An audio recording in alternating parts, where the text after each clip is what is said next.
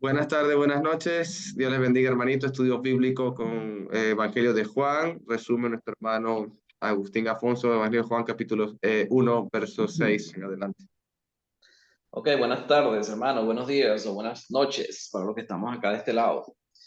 Bueno, entonces como recordaremos o como recordamos, el viernes estuvimos viendo o seguimos estudiando el Evangelio de Juan. Estuvimos viendo del capítulo 1, del versículo 6 hasta alcanzamos a ver hasta el versículo 12. Vamos a leer algo de estos versículos para más o menos ir recordando lo que vimos. Dice el versículo 6, hubo un hombre enviado de Dios, el cual se llamaba Juan. Fíjese que en todos los evangelios, que es lo que llama la atención, en todos los evangelios se hace referencia a Juan el Bautista siempre. O sea, siempre se hace referencia a Juan el Bautista, donde Juan el Bautista fue enviado por Dios. O sea, él no llegó por su propia cuenta, sino que Dios le encomendó una obra que hacer. Dice, hubo un hombre enviado de Dios, el cual se llamaba Juan. Este vino por testimonio, para que diese testimonio de la luz, a fin de que todos creyesen por él. Entonces, ¿cuál era la misión que tenía Juan el Bautista? ¿Cuál era la misión? Una misión muy importante. Él venía a dar testimonio de la luz para que todos creyesen por medio de él. O sea, él tenía que predicar acerca de ese Mesías que iba a venir. Es lo que él tenía, es su razón de ser, el propósito por el cual Dios lo había enviado, para que él se formara un grupo de personas que creyesen ya en Jesús antes que Jesús se manifestara públicamente al mundo. Dice y aclara el apóstol Juan, no era él la luz. O sea, Juan el Bautista no era la luz, no era la luz, sino para que diese testimonio de la luz. Entonces, ¿quién era la luz?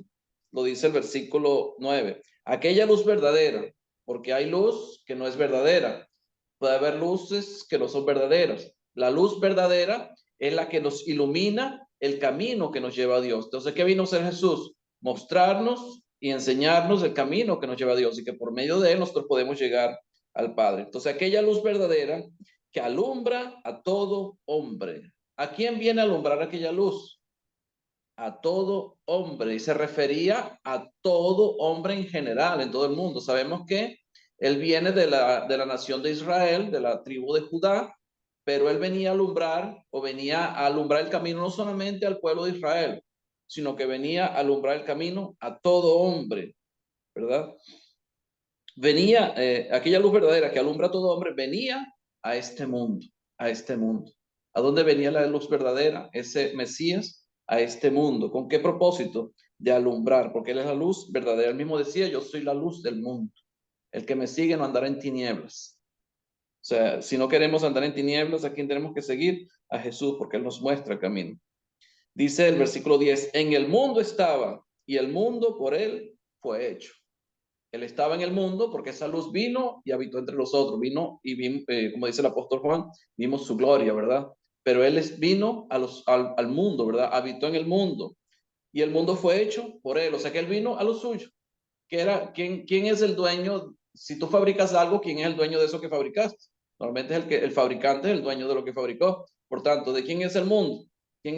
¿A quién le pertenece el mundo? Dice a él, porque el mundo por él fue hecho, pero el mundo no le conoció. Ahora, ¿quién es el mundo que no le conoció? No estamos hablando del mundo como objeto, sino está hablando de las personas a las que él vino, como dice versículo 9, aquella luz verdadera que alumbra a todo hombre. Él venía con la intención de alumbrar a todo hombre, pero no todos los que pueden ser alumbrados por Cristo lo conocieron, porque el mundo no le conoció. Dice, a lo suyo vino. ¿Quién era lo suyo? El mundo. Mas los suyos no la recibieron. Y está hablando de la gente del mundo. Los suyos no la recibieron. Aquí se puede referir también al pueblo de Israel, porque el pueblo de Israel estaba esperando al Mesías, estaba esperando al Salvador, pero dice que los suyos no le recibieron. Por tanto, el pueblo de Israel no creyó, o por lo menos lo que fue el liderazgo religioso de la época, no creyó en Jesús. o no quiso creer en Jesús, o no lo aceptó como el Mesías, ya sea por cualquier motivo que tuvieran ellos, los motivos que ya hemos hablado muchas veces en el Evangelio de Juan, de eso, sobre los motivos que tenían los líderes religiosos para no aceptar a Jesús, pero no lo aceptaron, no quisieron creer en él. Entonces él vino a lo suyo, que era el mundo, pero los suyos no le recibieron. Según el contexto, los suyos, ¿quiénes son? Venía a alumbrar a todo hombre. Todo hombre era el que venía a alumbrar a Jesús, pero no todos lo recibieron. No todos recibieron a Jesús, no todos creyeron en él, ¿verdad?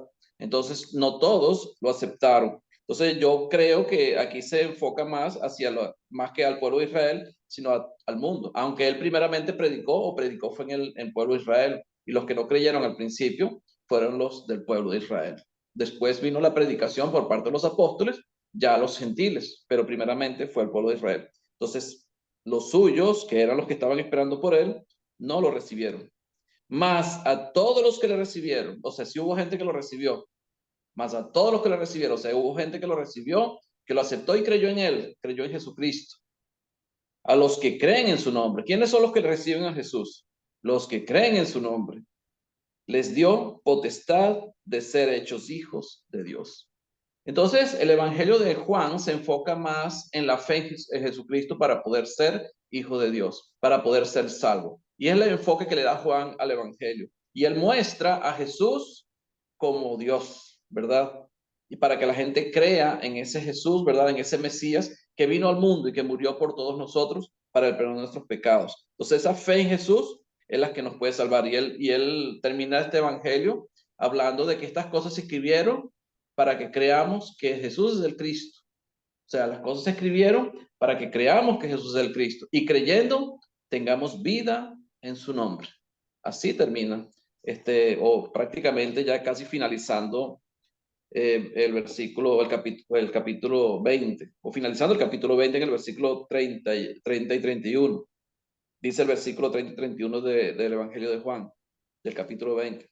Hizo además Jesús muchas otras señales en presencia de sus discípulos, las cuales no están escritas en este libro, pero estas se han escrito para que creáis que Jesús es el Cristo, el Hijo de Dios, y para que creyendo tengáis vida en su nombre. Versículo 31.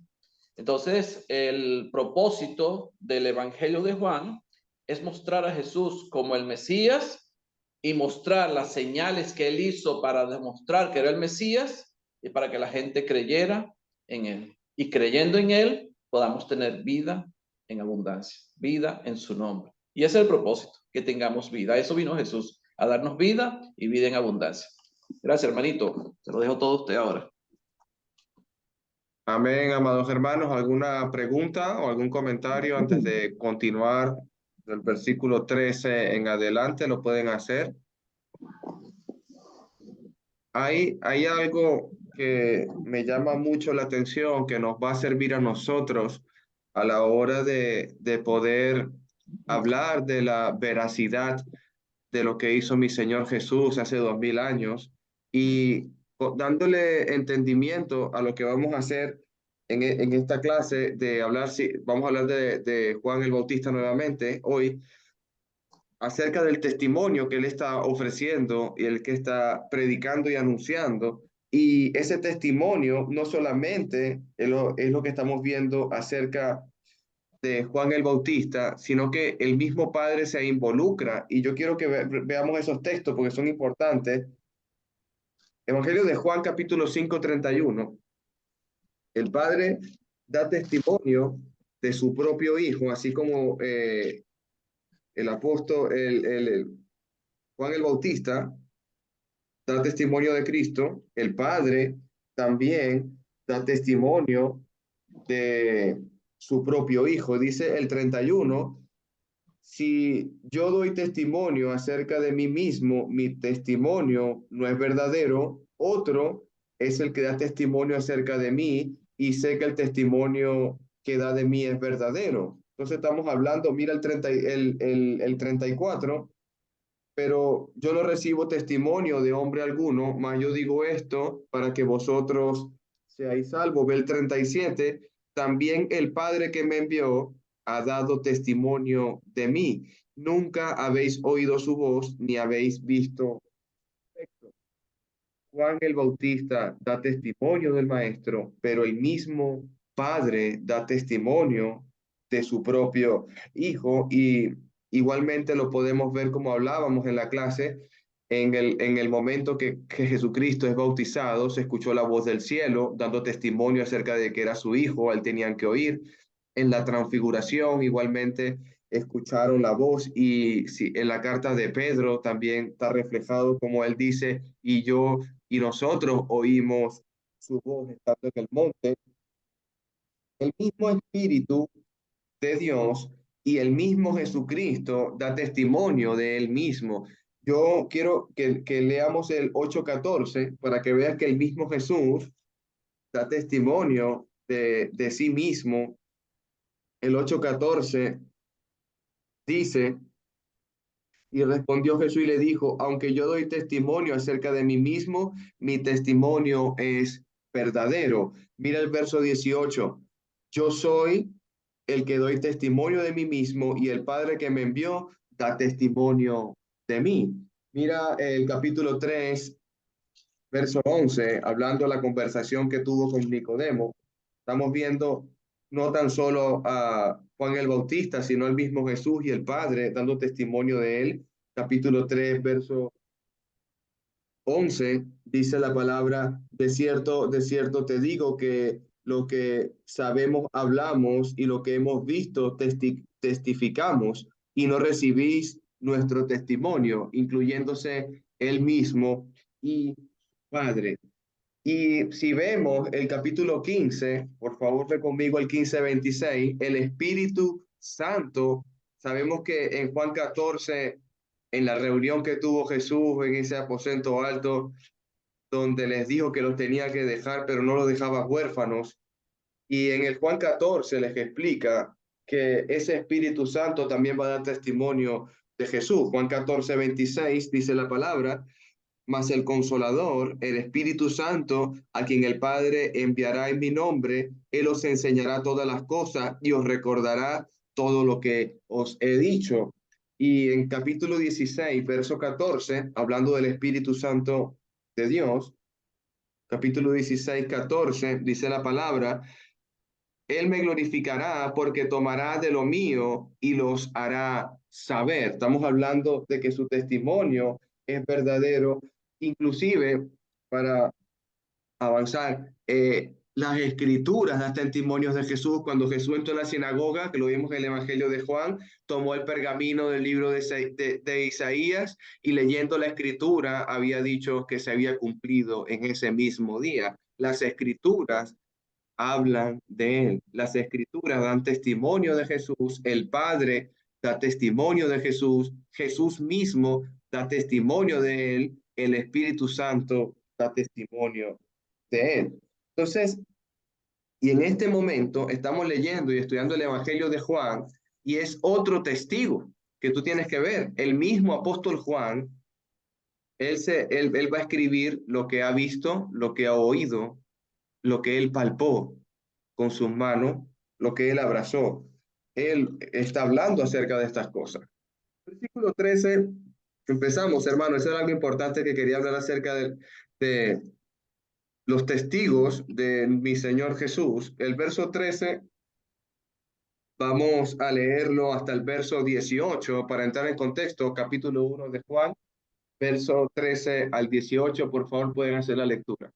Le leo, mi hermano, los cuales no son engendrados de sangre, ni de voluntad de carne, ni de voluntad de varón, sino de Dios. Y aquel verbo fue hecho carne y habitó entre nosotros. Y vimos su gloria, gloria como del unigénito del Padre, lleno de gracia y de verdad. Juan dio testimonio de él y clamó diciendo, este es de quien yo decía, el que viene después de mí, es antes de mí, porque era primero que yo, porque de su plenitud tomamos todo y gracia sobre gracia. Pues la ley por medio de Moisés fue dada, pero la gracia y la verdad vinieron por medio de Jesucristo. A Dios nadie lo vio jamás. El unigénito Hijo que está en el seno del Padre, Él le ha dado a conocer. Amén, hermanita. Entonces, el verso 13 dice, los cuales no son engendrados de sangre. Viene hablando en el verso 12, viene hablando del 12, que les dio potestad de ser hechos hijos de Dios. Esa palabra potestad, autoridad, la misma que utiliza Jesús en la gran comisión, toda potestad me es dada en el cielo y en la tierra, por tanto, id y haced discípulos a las naciones. Estamos hablando que la misma potestad que tiene Jesús para enviar a los discípulos, a los apóstoles a ser discípulos, es una potestad que tiene en este pasaje para llamarnos y ser hechos hijos de Dios. La palabra hecho contiene una ejecución de una obra, no tan solo el conocimiento me puede hacer salvo, no tan solo el saber que el Mesías ese es el Cristo, por esa razón yo soy salvo. Es la conversación que vamos a ver más adelante con el maestro Nicodemo y nuestro Señor Jesús, que si no naciese de agua y de espíritu, no podrá ver el reino de Dios. Entonces, engendrados, dice verso 13, los cuales no son engendrados de sangre, ni de voluntad de carne, ni de voluntad de varón, sino de Dios. Juan es muy específico que no es por algo físico, no es por un sacrificio, no se hace de alguna forma terrenal, y quitando un poco el contexto de, de lo que ellos pudieran percibir como hacer una obra que ellos pudiesen demostrar que son salvos a través de ella, porque la ley no nos llevaba a nosotros a la salvación, sino que fue un ayo, como dice la escritura, para estar en ella. La voluntad de varón significa de hombre que usa al esposo para engendrar. Entonces no estamos hablando que no es de voluntad de carne. Verso 14 dice la palabra, y aquel verbo fue hecho carne y habitó entre nosotros y vimos su gloria, gloria como el unigénito del Padre, lleno de gracia y de verdad. Entonces, para entender un poco esto y ver que es realmente algo muy espiritual, podemos ir buscando el libro de Santiago.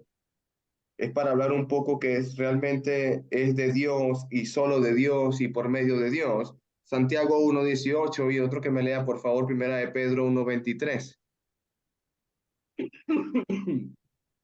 Santiago 1:18 y primera de Pedro 1:23.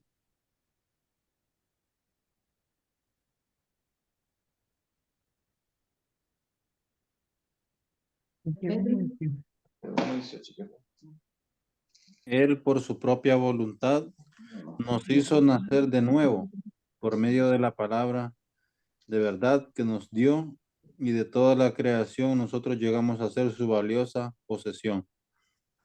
Entonces nos hizo nacer de nuevo por promesas espirituales, por medio de la palabra. ¿Qué dice primera de Pedro 1:23?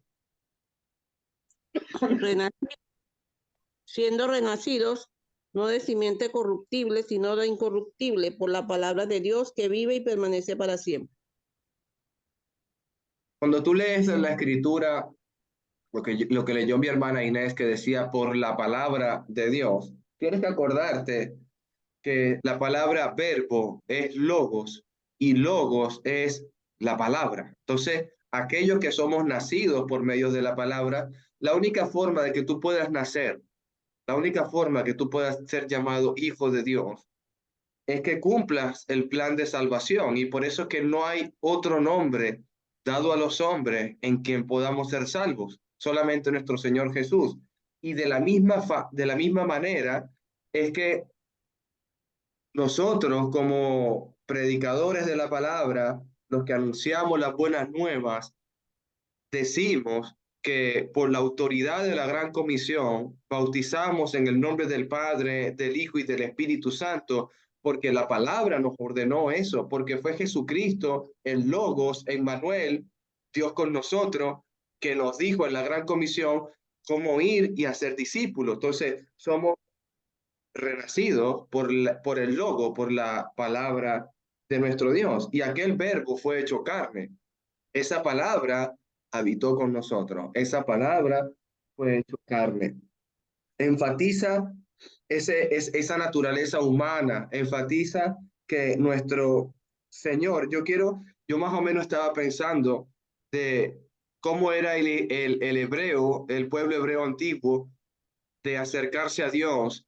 Ellos tenían un arca, tenían un pacto, las tablas, tenían la vara de Aarón, tenían un templo, y ahí estaba Dios. Era la forma de palpar, de sentir, de buscar a Dios. Estaba allí.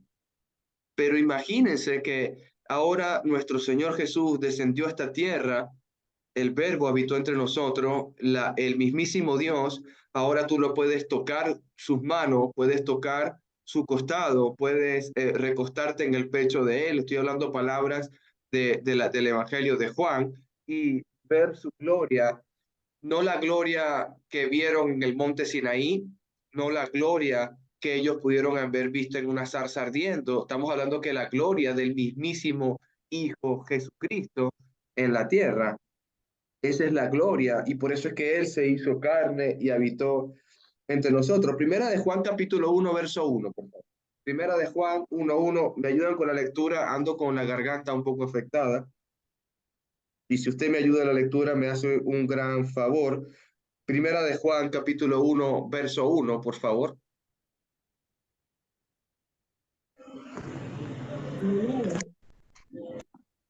Dice, Primera de Juan 1:1. Amén, Les hermana. escribo a ustedes acerca de aquello que ya existía desde el principio, de lo que hemos oído y de lo que hemos visto con nuestros propios ojos, porque lo hemos visto y lo hemos tocado con nuestras manos. Se trata de la palabra de vida.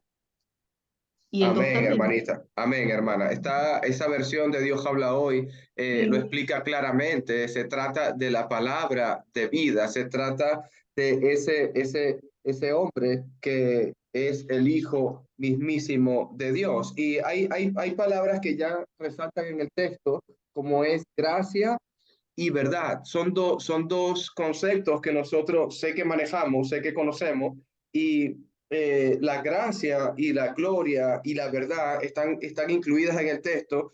No podemos separar a Jesús de esas cualidades, no podemos quitárselas. Él es la palabra de Dios con toda la gloria, con toda la verdad y con una gracia que nosotros no merecíamos, porque ese verbo habitó entre nosotros y fue el regalo más grande que pudimos nosotros haber recibido y entendido de parte del Padre Celestial.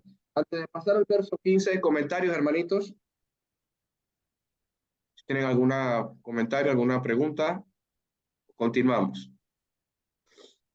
Verso 15 dice la palabra: Juan dio testimonio de él y clamó diciendo, este es de quien yo decía, el que viene después de mí y es antes de mí, porque era primero que yo. Estábamos hablando de la eternidad de Jesús y de la naturaleza mortal, carnal de Juan el Bautista. Y la conclusión de este prólogo va a terminar con estos versículos, y Juan es una voz que clamó en ese desierto y dio testimonio de que él iba a venir, hablando acerca del Mesías y que el que viene después de él y era antes de que él y era primero que él. Estamos hablando que la eternidad de nuestro Señor Jesús. Capítulo 8, verso 58, Evangelio de Juan, 8:58.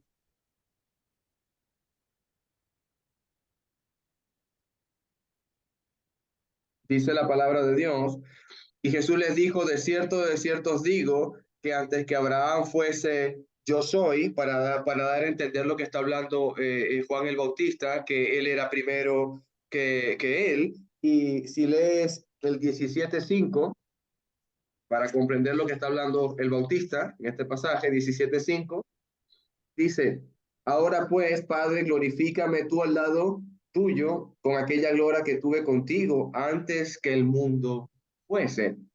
Siempre ha existido, siempre ha estado el Verbo, siempre ha estado Jesús allí, antes de la fundación. Como hemos estudiado, el mundo fue hecho por Él y para Él, pero en la misma creación no le reconoció, y los que creyeron en Él fueron llamados a ser hijos de Dios, y no de voluntad de carne, como estábamos ya viendo en el texto. Versículo 16, porque de la plenitud tomamos todos y gracia sobre gracia.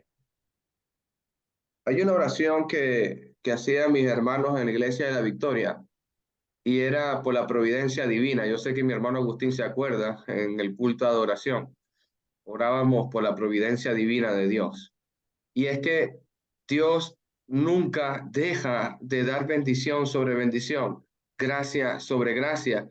Jamás Dios va a dejar estas cosas. Lo estudiamos en el libro de Génesis con Roberto, donde Dios le juró y le prometió, hizo un pacto con Noé, donde el cielo y la tierra no dejarán de tener las estaciones del año y la tierra va a producir. Estamos hablando que Dios ha prometido tales cosas, una gracia sobre gracia, hablándolo en el texto de las bendiciones, hablándolo en el contexto de que Jesús se entregó a sí mismo por nosotros, es una bendición sobre bendición, no es como el cordero que es una vez al año sacrificado, sino que él entró una vez para siempre, lo que conversaba con mi hermano Alex más temprano.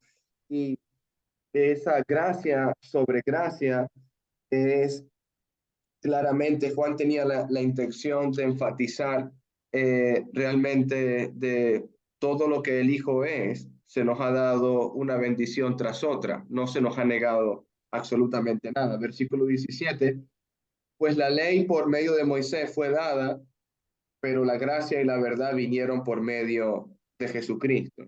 Ahora, ¿a dónde nos está llevando el apóstol Juan? ¿Por qué Juan ahora introduce la ley? ¿Por qué está hablando y haciendo una comparativa? Ya sale Moisés a relucir aquí en el texto, donde la ley por medio de Moisés fue dada, pero la gracia y la verdad vinieron por medio de Jesús. Porque el regalo de Dios no es Moisés, porque logos, verbo, no es Moisés, es Jesús. Porque la ley fue dada por el mismísimo Dios. Se puede decir que el Logos estuvo presente en la creación del mundo. Se puede decir que el Logos estuvo presente igualmente en el momento en que Moisés recibió esa tabla. A nadie, dice el versículo 18, el 18 dice, a Dios nadie le vio jamás, y el unigénito Hijo que está en el seno del Padre, Él le ha dado a conocer. Entonces, eso es una expresión de cómo vemos ahí a Moisés observando. Si leemos Números, capítulo 12, verso 8, por favor, alguien me hace la lectura. Libro de Números, capítulo 12, verso 8. Otro que por favor busque libro de Isaías, capítulo 6.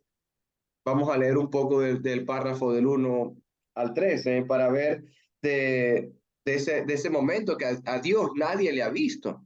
A Dios nadie le ha visto. Estamos hablando Números 12, 8, Isaías 6 del 1 al 13, por favor.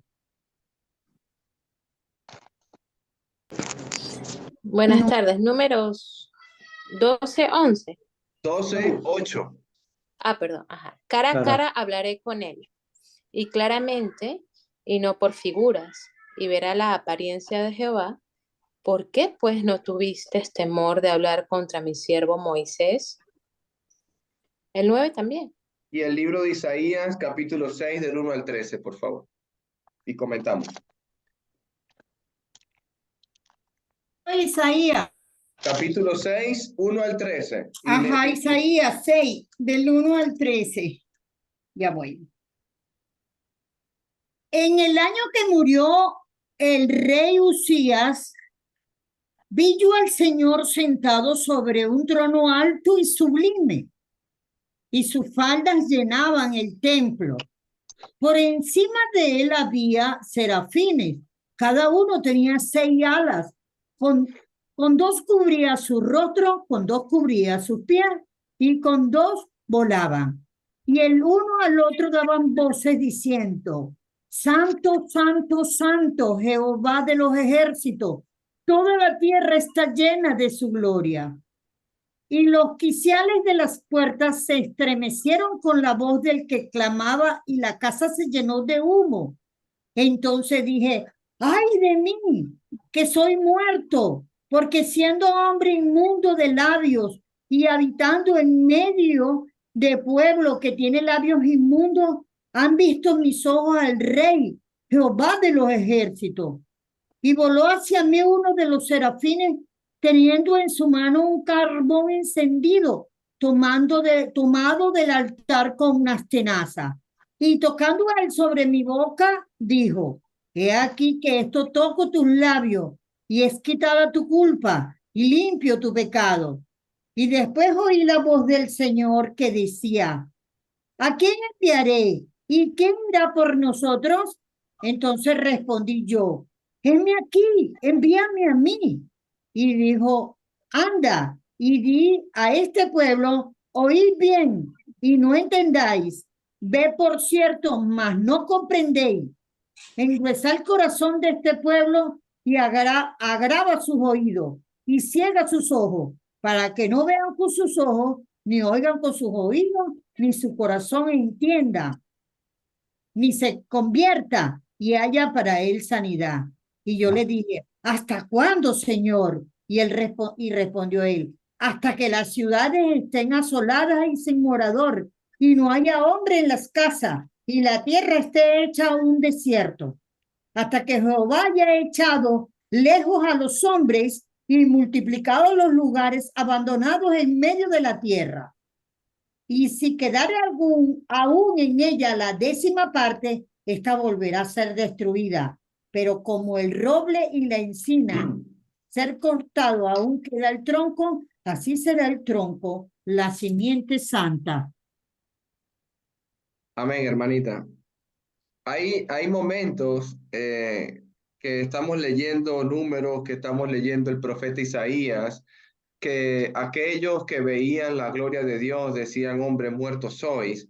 Y me llama la atención muchísimo el texto de Isaías capítulo 6, en comparándolo con mi Señor Jesús, porque me hizo acordar del estudio del Evangelio de Lucas, cuando estábamos viendo que por qué a ellos les enseñas en parábolas, y es porque ellos para que viendo no vean, para que oyendo no crean, ni escuchen, ni se conviertan de su maldad. Estamos hablando de que el mismo Dios se va a dar a conocer con su Hijo Jesús. El mismo Dios se está dando a conocer, pero ellos no están entendiendo lo mismo que está pasando en el libro del profeta Isaías. Pero el unigénito Hijo, Él le ha dado a conocer. Algunos textos me hacen comprender cómo nos acercamos cada vez más a lo que está en el reino de Dios, cómo nuestro Señor Jesús nos trajo un panorama de su Padre cuando Felipe le preguntaba y Tomás le preguntaba, y él contestaba diciendo: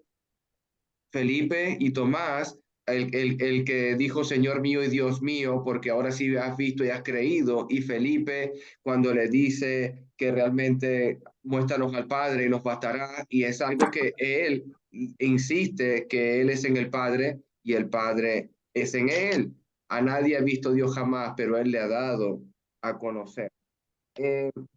Hay algo que me llama también la atención, y es: a Dios nadie le ha visto jamás, el unigénito que está en el seno del Padre, el seno del Padre. Esa palabra me recuerda que cómo la usó nuestro Señor Jesús en el rico y Lázaro, diciendo que Lázaro fue llevado al seno de Abraham, como ese lugar de descanso, como el que está en el seno del Padre, ese que estaba en el lugar de descanso, ese que estaba a la diestra de Dios, se despojó a sí mismo y vino a hacerse un hombre como nosotros, para sentir como nosotros y para que veamos su gloria. Estamos hablando de que Él bajó del seno del Padre. Estamos hablando de otra característica de que Dios Jesús vivía con su Padre y le está dando a conocer a Juan quién es su Padre. Nosotros hoy estudiamos el Evangelio de Juan y vemos características, vemos caracteres, vemos la gloria, la gracia y la verdad que hay en esto que estamos viendo, en esta introducción del verbo hecho carne, hermanito. Preguntas, comentarios para pasar al testimonio de Juan el Bautista. Hermanito Agustín, por favor. Yo tengo un comentario. Sí. O sea, aquí cuando Jesús en el 18 dice, a Dios nadie le vio jamás, el unigénito hijo que está en el seno del Padre, Él le ha dado a conocer. O sea, cuando habla de ver al Padre, Él está hablando de conocer al Padre. Sabemos que Moisés llegó a ver a Dios, Isaías también, pero el hecho de ver no significa conocer.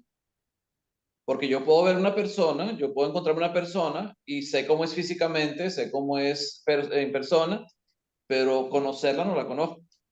Entonces, ¿qué hizo Jesús? Jesús dio a conocer al Padre, pero no mostrándole cómo era el Padre, sino mostrándole el carácter del Padre. Entonces Jesús está mostrando cómo es el Padre, está mostrando el amor del Padre, está mostrando lo que el Padre hace por nosotros. Y esa es la manera como Dios se dio a conocer por medio de nuestro Señor Jesucristo, conociendo el carácter de Dios, el carácter del Padre, porque a lo mejor tenían una idea diferente de quién era Dios, y Jesús muestra realmente quién es el Padre mostrando su carácter, que es el mismo carácter que tenemos que adoptar nosotros como hijos de Dios. Hermanito Lenín, por favor. Gracias, hermanito Agustín. Sí, hermano, amén.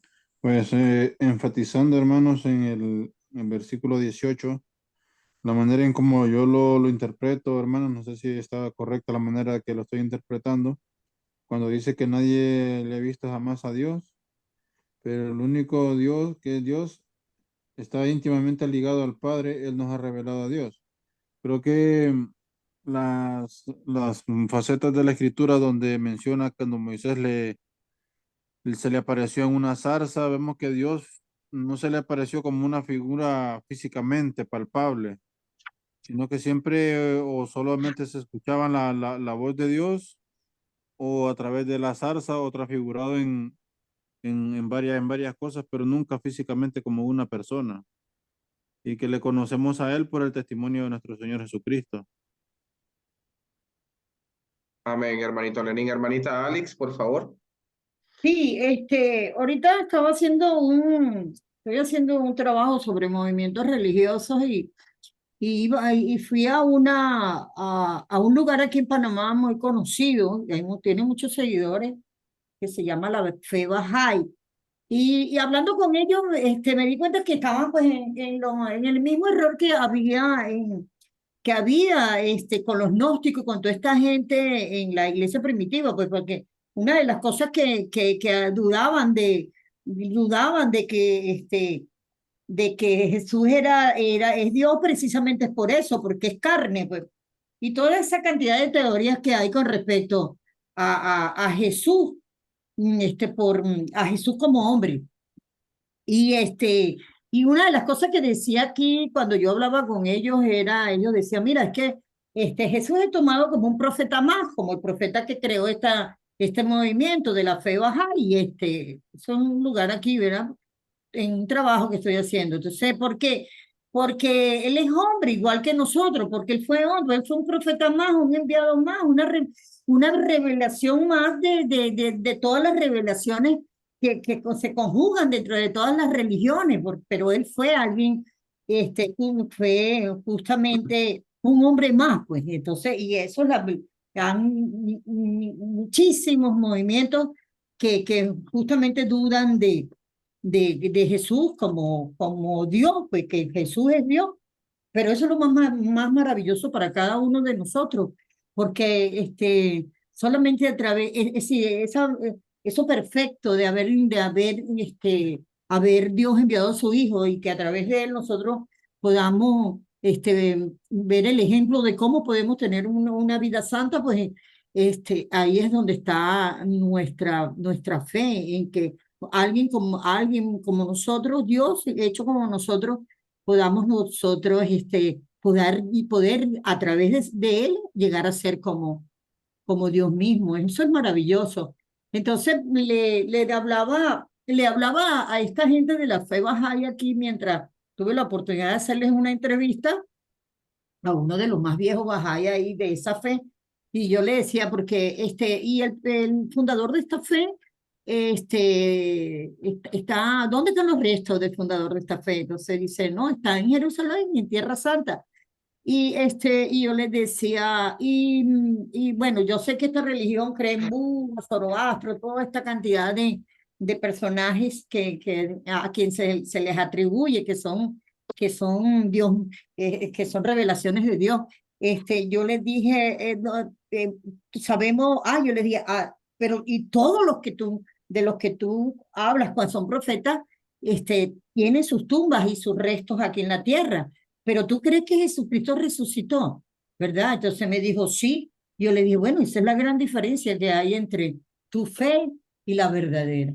Entonces, claro, él no dijo más nada, pero esa es nuestra fe, pues la tumba de Cristo está vacía, la de que todos los demás líderes que dicen ser revelaciones de Dios, sus restos están aquí en la tierra. Gracias. Amén, hermanita. Hay algo que es que antes de comenzar el 19, Juan va a demarcarnos, va a mostrarnos el comienzo del ministerio de Jesús, el ministerio donde él va a estar haciendo momentos importantes de buscar discípulos para que hagan el trabajo que él les tiene encomendado. Y si puedes ver, como en la secuencia de los días o algo así, por decirlo de esta manera, tiene mucho que ver con el orden que está llevando Juan. En el capítulo 1, del 19 hasta el final del capítulo, podemos ver que el testimonio de Juan es cuando se confiesa y hay una conversación con esos enviados para preguntar específicamente si él es un profeta, si él es el Elías esperado o si él es el Cristo. Si lees el 29, ya Juan dice al siguiente día, el apóstol Juan, el 29 dice al siguiente día, marcándolo como un nuevo día, puede ser el segundo día viéndolo de esta manera. Si ves el 35, nuevamente te vuelve a decir al siguiente día, otra vez estaba Juan y los dos discípulos hablando, como el tercero. Si ves el 41, nuevamente halló primero a su hermano Simón y le dijo, hemos hallado al Mesías, que traducido es el Cristo. Estamos hablando que había pasado también otro momento. Y el 43, al siguiente día, también Jesús quiso ir a Galilea. Vemos el capítulo 2, verso 1, como al tercer día, también mencionándolo allí, y vemos que en las bodas de Caná también se da otro día. Ahora, ¿por qué Juan, el apóstol Juan, está siendo tan específico en lo que está haciendo nuestro Señor Jesús? Él realmente desea darles a entender y a comprender a cada uno de nosotros el propósito que tiene Jesús en este mundo como creador, como el verbo hecho carne, que él realmente va a hacer un testimonio maravilloso, el Bautista, pero nuestro Señor Jesús también. Dice, este es el testimonio de Juan cuando los judíos enviaron de Jerusalén sacerdotes y levitas para que le preguntasen, ¿tú quién eres? Empieza una conversación, algo había llegado, si tú podemos leer los evangelios sinópticos, como ya hemos estado estudiando en el evangelio de Lucas, este momento en que el Bautista en el capítulo 3, verso 15, está haciendo esta conversación, lo encuentras en Marco y en Mateo también, pero esas preguntas tienen que ser para nosotros realmente importantes y siendo judío, siendo enviado desde Jerusalén, siendo sacerdotes y levitas que conocen realmente la palabra de Dios a profundidad, instruidos en la ley de Dios, son preguntas con conocimiento de las escrituras, son preguntas que tienen contexto basados en las escrituras, no es una pregunta para tratar de tentar a Juan. Ellos realmente quieren descubrir con las escrituras lo que está pasando antes de tomar decisiones allí desde Jerusalén.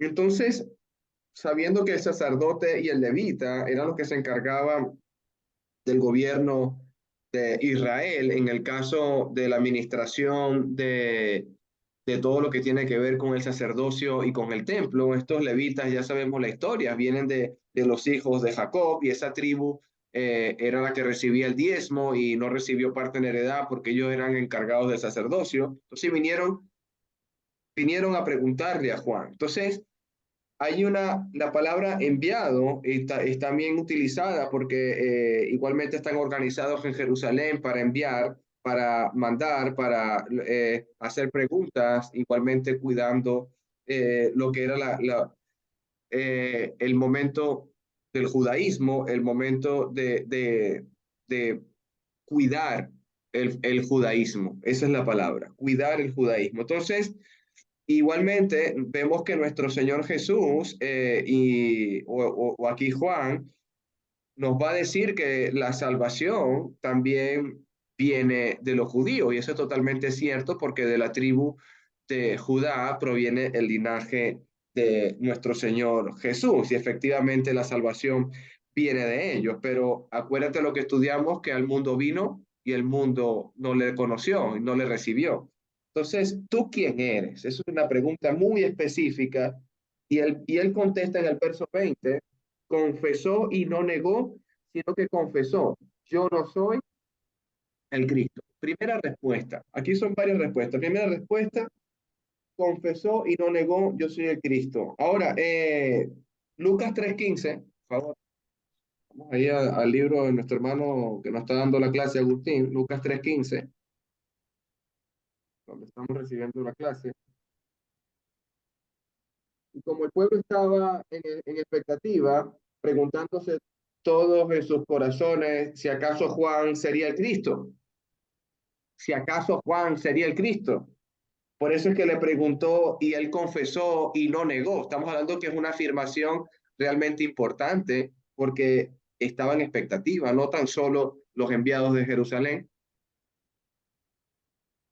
sino todo el pueblo y toda la multitud estaba en expectativa, y por eso es que él declara abiertamente, no tan solo a los enviados de Jerusalén, a todos los que estaban ahí, confesó y no negó, yo no soy el Cristo. Entonces sabemos que esa palabra Cristo, el Mesías, ese Mesías que la samaritana le dijo al mismo Jesucristo en el pozo, sé que el Mesías ha de venir y él nos dará a conocer todo lo que debemos de nosotros de hacer. Esa palabra Cristo, Mesías, es el ungido, la esperada del Emmanuel, de Dios con nosotros. Ellos estaban esperando al Señor Jesús. Dice el verso 21, y le preguntaron, ¿qué pues? ¿Eres Elías? Aquí ya empezamos a entender y a comprender lo que ellos están descartando. Ya no eres el Cristo, ¿vale? Entonces, si no eres el Cristo, no eres el Mesías, el que estamos esperando, entonces las escrituras también me hablan de que vendría un Elías. Y eso lo encontramos en el libro de Malaquías, capítulo 4, verso 5. Vamos a entender la pregunta con el libro de Malaquías. Ya estoy en hora, hermanitos, son las 10, pero vamos a terminar este verso. El libro de Malaquías,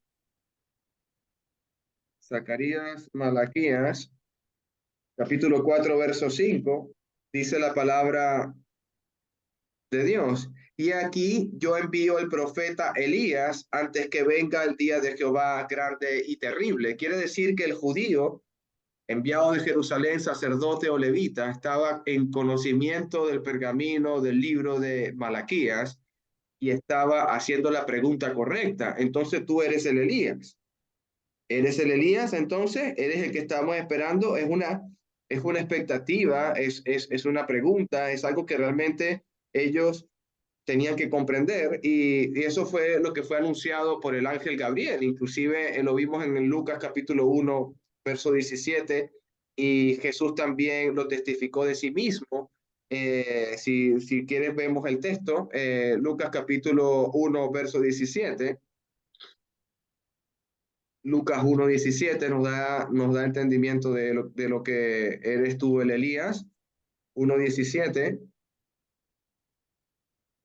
dice la palabra de Dios, e irá delante de él con espíritu del poder de Elías, para hacer volver a los corazones de los padres a los hijos y de los rebeldes a la prudencia de sus hijos, para preparar al Señor un pueblo bien dispuesto, dijo Zacarías Alá, que estamos hablando de que eso es algo que ya se conocía y se estaba viendo con las profecías, y él contesta, yo no soy el Elías, no soy.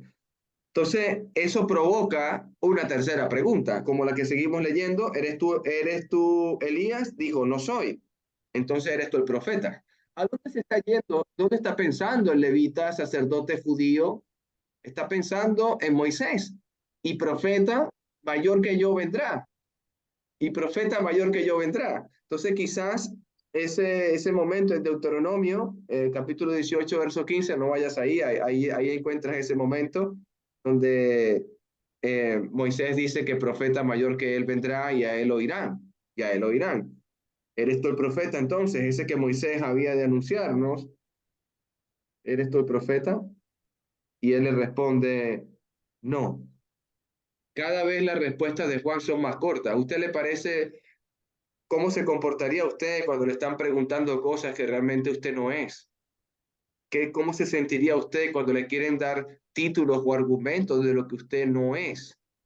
Llega un momento de que ya tú no quieres ni siquiera la conversación. Yo no puedo decir en el texto que está bien o está mal, o están bravos o están contentos, pero lo que puedo decir por la brevedad de la respuesta de Juan, que no le está dando mucha importancia y está siendo muy tenaz y muy directo. Son 3 respuestas cada vez más cortas diciendo que no. Versículo 22, le dijeron, pues ¿quién eres? Ya nos quedamos sin argumento. Pues ¿quién eres? ¿No eres el Mesías? ¿No eres el Cristo? ¿No eres Elías? ¿No eres el profeta? Entonces, ¿quién eres? ¿Quién eres? Dinos la respuesta, que queremos saberlo. Nos enviaron. ¿Y qué dices de ti mismo? Para eso nos enviaron. Versículo 23, yo soy una voz que clama en el desierto.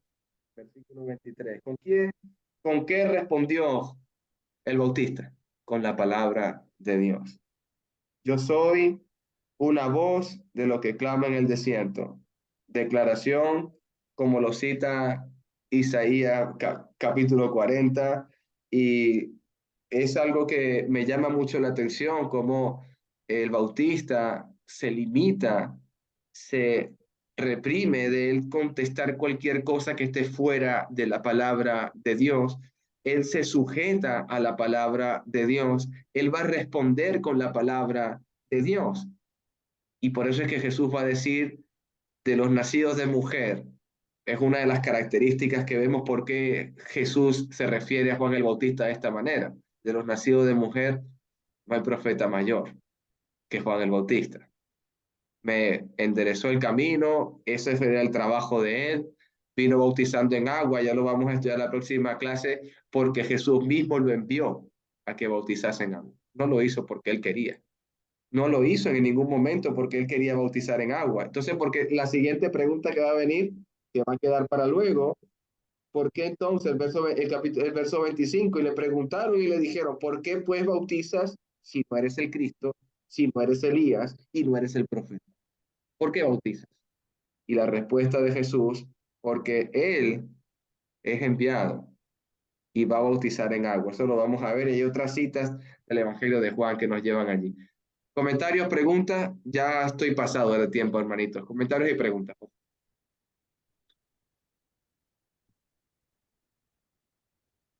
Mano Agustín, teocráticamente. Fíjate que él podía decir que era Elías. Sí, Cuando le sí preguntaron, podía. Sí porque el podía. ángel le dice a Zacarías, el espíritu de Elías estará sobre él. O sea, y el mismo Jesús afirma, el Elías que había de venir es Juan. Pero él negó, dice, no, yo simplemente soy uno que clama en el desierto. O sea, no se quiso exaltar a sí mismo. No. La humildad de Juan el Bautista. Él es siervo. Él es un siervo de Dios. Una voz que clama en el desierto. Es como que si nos preguntasen a nosotros Quizás algún predicador o algún ministro que esté presente le preguntan a usted, ¿y usted qué es? Siervo de Cristo. Aunque usted sea el anciano, o que usted sea o sea, estamos hablando de que la humildad y el servicio a Dios, no hay un puesto de mayor jerarquía o menos jerarquía dentro del reino. Para Dios todos somos sus hijos. Eso es algo maravilloso. Y el más pequeño en el reino de los cielos es más grande que Juan. Así es. Bueno, hermanito, vamos a detener aquí la grabación. Bueno,